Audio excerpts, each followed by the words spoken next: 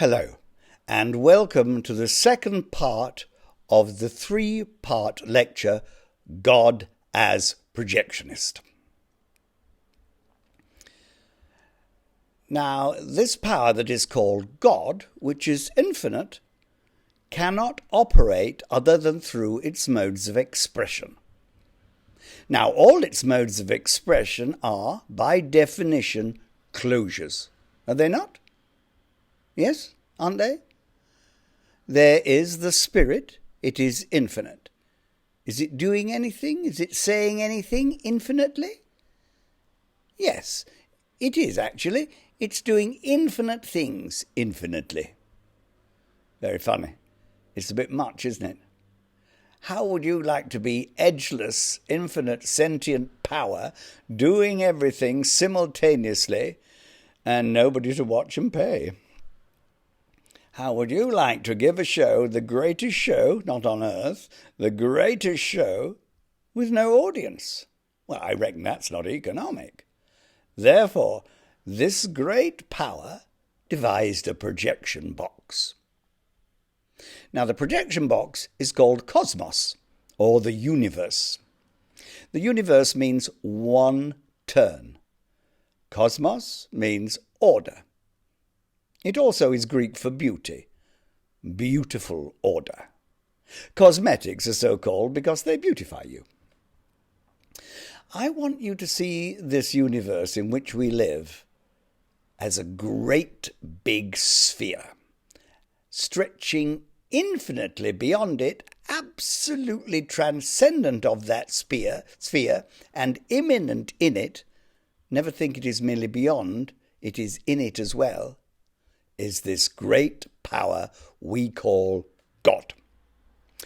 And this great sphere is his theatre. That theatre, the etymology of the word will tell you, it's related to thea and theos, the God, and the Torah, the law, the theotorah. Now, it tells you the whole universe is a great big theatre. One of the early Greek concepts of this universe was that the sky was a great big dome, and it had lots of holes in it, and through these holes shone lights, and those lights were the stars. Now, it's rather more cunning than that. Imagine a sphere that is only power, but this power has turned itself to make the sphere, because there is no sphere until the power turns. Unless the power turns, there is infinite power, but no theatre. If the power makes a great big turn, the actuality of turning enspheres and creates what we call cosmic being. Now, the marvellous thing about this, it has perfect acoustics. When you make a vibration inside the sphere, it echoes across the walls and contains what it is saying. This is very important because on the outside of the sphere, there is only infinite space. Now, I had a friend who was drowned during the war off the coast of Africa. Now, he had a marvellous bass voice. Unfortunately, too loud for ordinary theatres, because he got it practising at the top of the mast of a training ship. And when he was in the ocean far from land, he used to go up there and then sing with full volume, trying to fill infinite space. He never noticed how loud he got. When he came down and went into the mess with the fellows and began to sing, they used to go like this, "Oh, yeah, go back up the mast." That great sphere is a resonance dome. You know what Socrates said about men that sing in the bath? They think they're so good, they get an agent and have themselves presented in the theatre. Ordinary type acoustics, not so good as the bathroom. And then they find they're not too good, and they retire.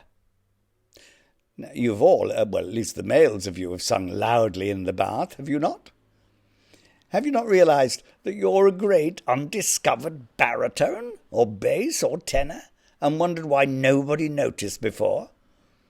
But when you come out into the daylight and the open air, when there's nothing to throw your voice back on you, does it sound so good? Doesn't it get lost in infinite space? Don't you think it's mean of infinite space to do that with you, swallowing your magnificent tones? Now this is why the universe was made. In the infinity, anything you said vanished. There was nothing to reflect it back. Innumerable worlds were made by that energy before the universe was made as a container. And every time a world was made, it went boing. One world, boing, boing, boing, boing, boing, boing, boing. And the decibels were reduced, and it vanished. And those beings were called in Kabbalah Edomite kings. Edom means no dome, no sphere. You make your statement. I make a world, boing, and it goes boing, and vanishes into silence. Now, this was not an economic thing. Therefore, this power, remember this power is sentient, is intelligent, it made a big turn, a dome, so that when it said something inside that dome, it's reflected from inside the walls, and the resonance maintained what was being said. Now, those of you who've done a bit of physics will know that Chladni figures are figures made by particles. You can do them with sand particles on a plate of glass. You put sand on the glass, get a violin bow, and you draw it over the edge of the glass, and it makes a noise. There's a certain pitch. You can put your finger on the glass and dampen it and change the pitch. Now, for every pitch of note, there is a geometrical form. Now, will you please fix that in your heads thoroughly, because it's very important. Sound, S-O-U-N-D, S-O-N-S-U-N, the sun of the sun. The sun that shines in the sky radiates energy towards the earth, and this energy is caught by plants in photosynthesis. It is eaten by animals and man, so that the solar energy has become a sun. S-O-N of the S-U-N, a sun of the sun. And it is a vibratory structure, and it's a vibration. Its vibration is form. Chladni figures prove that conclusively. If we play a certain note and with the particles on the plate glass it vibrates, it makes a certain geometrical structure. If we change the note, we change the structure. We cannot make a sound without a corresponding form, and if we change the sound, the form vanishes. And if we put the sound back again, the form reappears. In Hindu philosophy, this is expressed nama rupa. N-A-M-A, nama means name, and rupa, R-U-P-A, form. Nama rupa, name form. The name is a sound, the sound you speak. Every sounded projection, every projection of voice is a vibratory pattern, and this has a form. Do you know that if you utter a word, that word put on an oscilloscope is exactly as easy to identify as a fingerprint? Do you know that no two people use exactly the same vibratory structures? And if you get a voice print of you saying the Lord's Prayer and another person, or even one word of it, and another person tries to mimic you, well, if you listen carefully, it is quite different. Everybody has a different voice print because everybody is a different vibratory structure. Nama Rupa. The name that you utter is a formative force.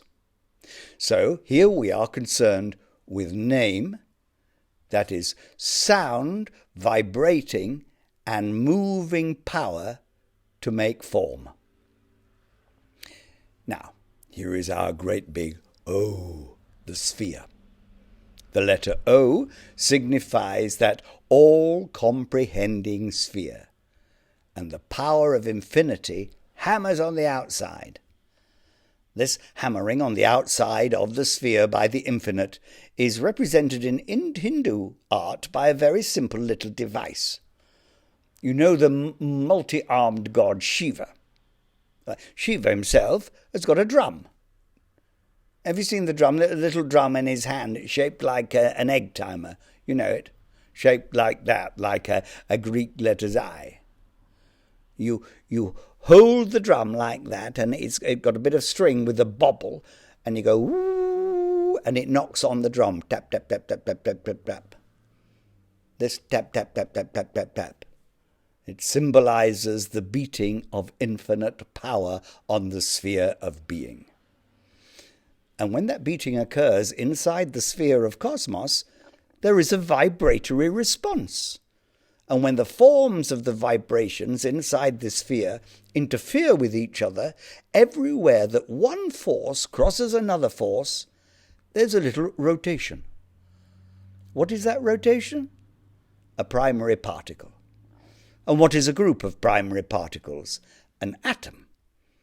A group of atoms, a molecule. And a group of those, you. You are a group of primary impulses of cosmic sound. Every human being has a name that is a vibratory process going on inside him, and this vibratory process is his very existence. Let that soak into you. Your body is vibrant. When you think about responsibility, you get hotter. Heat is work and work is heat. What really happens is that the moment you consider it seriously that you might be responsible for yourself, you begin to work. How can I get out of it? What can I do about it? How can I improve? How can I escape? All these questions, you see, this is heat. Now, as Kierkegaard would say, unless you can work this heat up to a tremendous passion, you will not take seriously your own proposition. You have to live terribly passionately in order to live properly at all. You can't live intently without living better than if you lived less intently. You have to mean what you say, and you have to feel what you mean, and you have to execute what you feel that you mean, and with all the intensity you have got. Magical rule number 2. What is it? Totality of self. If you use yourself totally in something you do, the quality of your act is superior to any other act you may do with less than the totality of yourself. You have to mean it. You know, like an average married man in intercourse Friday night with his wife, he's not usually totality of self, because he's worrying about Monday morning coming and unfinished business and the fact that Aunt Florrie is coming to stay with them over the weekend. Now, it is impossible to give an adequate performance if you've got too many things going on simultaneously. Purity of heart is to will one thing. Look at the big sphere. Think of the infinity of power outside hammering on this sphere. And this hammering is the vibratory process that produces inside a universe.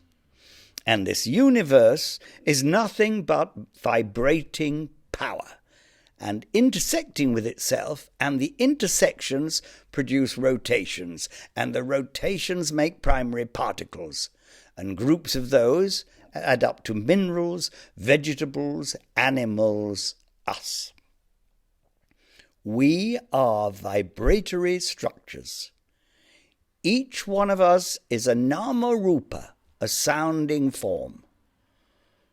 The human voice, when it is telling the truth about something, has come straight through from infinity, through the sphere, into the very center of a spinning cluster.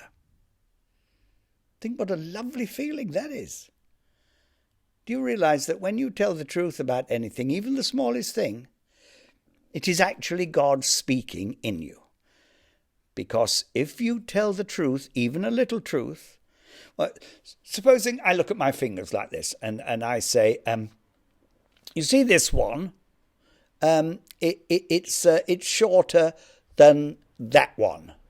Yeah, that's true, see? Is that one shorter than that one? Within the meaning of the terms. Yes. Yes, I have an unqualified yes. My little finger is shorter than my ring finger. That's a truth. Now you'll notice that when you say that, you feel okay. But supposing we test you with something else, instead of something so obvious as that. Do you love your neighbour? Difficult. Had you got the same surety, you should say yes. But if you say no, most people will say, well, I do my best considering what a lousy neighbour I've got. Yes? Well, it is easy to talk about abstract ideas. A triangle has 3 sides. You can tell the truth about that with absolute certainty. A triangle, because tri means 3 and angles mean what it says. A triangle must have 3 angles. That's a tautology. I can be absolutely certain it's right. Do you know that a serpent that puts its tail in its mouth and tries to swallow itself at some point will stop swallowing? I say that with absolute surety. And I once saw 2 snakes dead because they'd started swallowing each other. It's a very bad snake habit. But unfortunately, instead of the bigger one getting the other one by the head and swallowing it, it got it by the tail. At the same moment, the other one got that one by the tail. So they started swallowing. Now, snakes have teeth that go like this.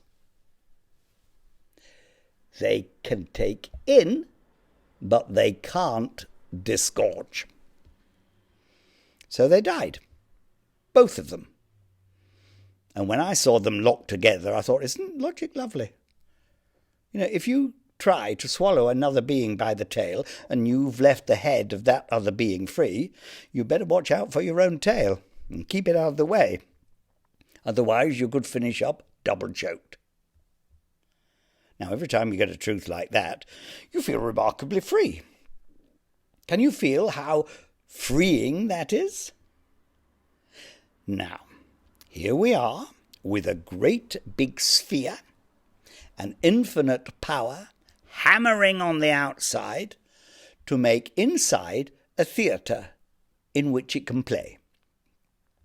And to make forms, it has to make this thumping sound vibration, and then all the forms dance about. You know, if you actually get a board and put little particles on it, a talcum powder will do, and vibrate it with your massager, the particles will jump up and down. They will dance because the vibration is making them do so. Well, would you believe that we are doing the same thing? Would you believe that everything we do is because we are being vibrated by the infinite power which is God? How do you like that? Is that acceptable? Do you like it? God is whole, and you're only a bit. but you're a bit made by him, and every creator has the right to do what he likes with his creation. That's why you have to get in line with God, so he can jog you a bit more. Well, that's the whole meaning of it. Now, if you say that you are improving every moment, especially if you mean it, what actually happens, if you can't really affirm it, do you know what happens? Well, you get very quick. I want you to think that what you think is your free ego, your selfhood, is not in any way truly free at all. It is made as a reference point by a sound structure of the absolute power, and it is made to dance up and down, and in the process it is struck by others and goes into patterns, and some of the patterns are very pleasant for the absolute to look at, and some are not. Now, if they are not, it moves it about until it makes a good pattern. But because all power is sentient, please make a mental note, all power is sentient, when that power comes in and makes a circle, is it not true that the ensphered portion is also sentient? Is it not true that if the whole is a great will, a power of self-initiation, then any local zone of it must also be free to do what it wants? I shall say that again. The continuum is sentient power.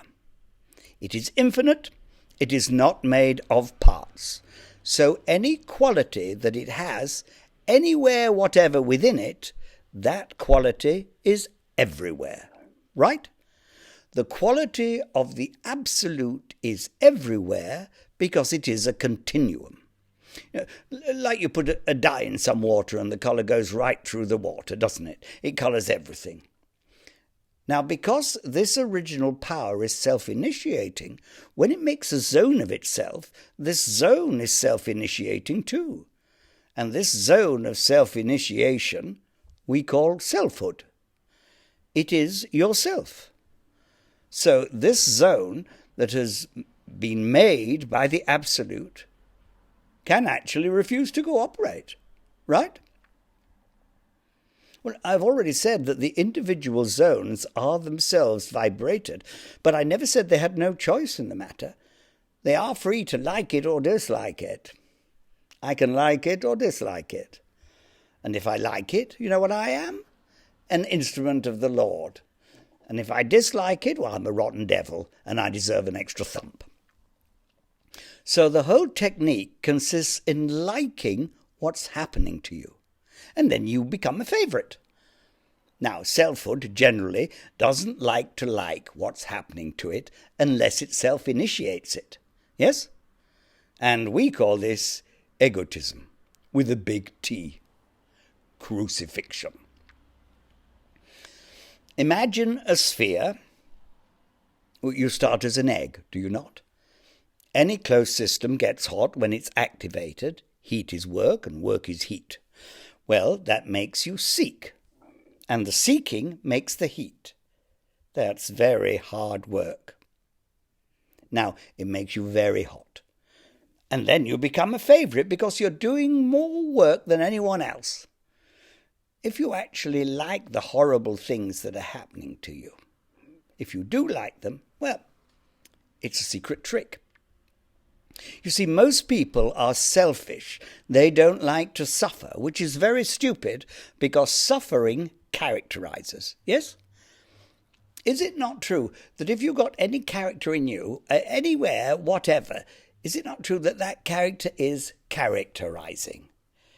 That's suffering. It's a bit of elementary logic. Take a piece of protoplasm, stroke it so that it remains in a perfect swoon of pleasure. You can do this. I mean, technically, get a mass of protoplasm. Imagine you get some cells off your body, cut them off, put them in a fluid, irrigate the fluid to take away the waste products of its activity, and feed it. Well, it's now immortal. and then with little electrodes very gently stimulate it, so it's shimmering with perpetual orgasm. Yes? Do you know, it will never characterize. If you give it the right stimulus, it'll just be like this. Woo, bliss, bliss, bliss, bliss, bliss.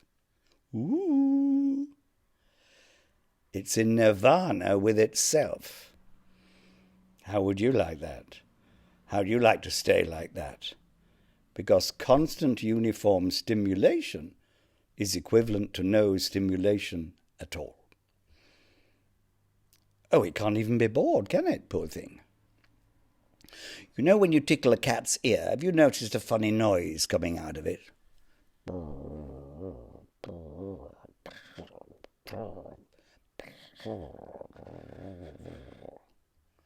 If you want to stop that noise, you stroke it against the grain of its fur. Yes? Otherwise it will go on purring, won't it? How would you like to do that in all eternity?